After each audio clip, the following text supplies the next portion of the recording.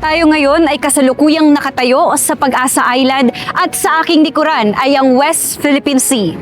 10 taon makalipas ang 2016 Arbitral Award na nagpatibay sa karapatan ng Pilipinas sa West Philippine Sea, silipin natin ang realidad ng Pag-asa Island, ang masaganang komunidad at ang ating mga kababayan na handang ipaglaban ang nararapat na sa atin.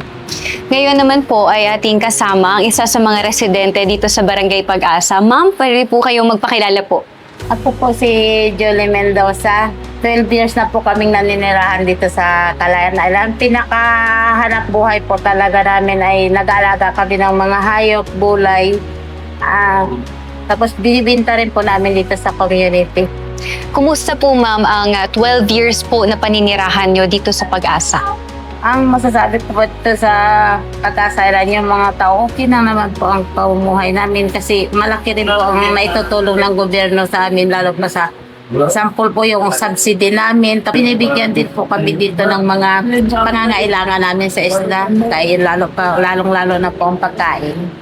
Isa sa pangingisda dito sa West Philippine Sea ang pangunahing pinagkakabuhayan ng mga residente dito sa Pag-asa Island. Ako po si Larry Hugo. I'm stay here over 19 years dito sa Pag-asa Island. Ano po yung kabuhayan ninyo sir dito sa Pag-asa Island? Bali, fishing, unang pagdating ko dito 2009, construction. Bali, 16 lang kami sibilyan una dito. Wala pang mga tao dito. Saka gubat pa ito dito. Kunti lang yung bahay. Bali noon kasi hindi pa masyadong maigpit kagaya niya yung mga Chinese. Nakakarating pa yan kami sa Subirip. Ako po yung kauna-unang may report sa bansa natin na yung Subirip ay ginagawa na ng mga Chinese. Ako po yung nakasaksi kung paano mag-umpisa dyan. Nagtatayo sila ng maliliit na mga kubol-kubol, mga bahay-bahay. Mga fisherman, tingin namin mga fisherman ay mga sundalo rin pala yung nandun. Napabayaan. Hanggang ngayon hindi na kami makalapit doon. Nigpita na kami. Actually po ganito yan ang kwento ko. Pupunta sana kami ng Sambar 1, yung Kiwan na tinatawag. Nakarating kami ng Kiwan. Yung tatawid na kami ng Sambar 2 ay 4 yan. Kiwan, K2 hanggang 4. Tatawid na sana ako, dalawa kami. Ako, nauna ako eh. May isa kong kasama na taga rito rin. Sabi ko mauna ako doon sa Quito kasi wala namang mga barko pa ng mga Chinese doon, hindi pa maigpit yun. Yung papalapit na kami ako doon sa Sanbar 2, yung Quito. May maliit akong barko nakikita, malayo pa, maliit siya. Hanggang sa palapit na ng palapit. Palaki ng palaki kasi mabilis yung barko nila. Yung sa atin naman, dikatig na maliit na bangka. Mabilis nilang akala ko lalampas kasi malalim niya yung dyan sa Kiwan, Quito. Akala ko lalampas siya. Yung tumapat sa akin, huminto doon.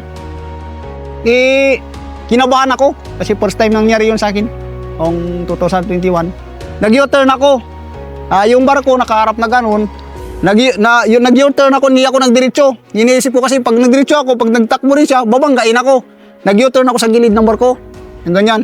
Naisip ko ngayon ay may dala akong cellphone. Naisip ko ano kaya kung i-video ko. Binunot ko ngayon yung cellphone ko. Doon sa bumper, sa lalagyan ng mga gamit doon. Binunot ko yung cellphone ko. Kaya ko na video yun. Then in-upload ko yun sa mga friend ko lang sana. Hindi yun naka-public. Hindi ko alam na naglipat-lipat na yun yung gingwan ko, yung upload ko. Kaya kumalat, nakarating sa mga media yung video na yun. Atin ito, ipaglaban natin yung West Philippines. Kasi yung mga nakatira dito ay mga Pilipino, saka sakop ng isinambansa natin yung lugar na ito. Kaya naniniwala kong atin ang bansa na ang lugar na ito. Maraming salamat po sa patuloy ninyong pagsubaybay. Para sa karagdagang impormasyon patungkol sa inyong Philippine Air Force, manatili pong nakatutok sa aming official Facebook pages, ang Philippine Air Force at ang Philippine Air Force Civil Military Operations Group. Mula po dito sa Pag-asa Island, ako ang inyong lingkod, Airwoman First Class Apple Burabo, Philippine Air Force.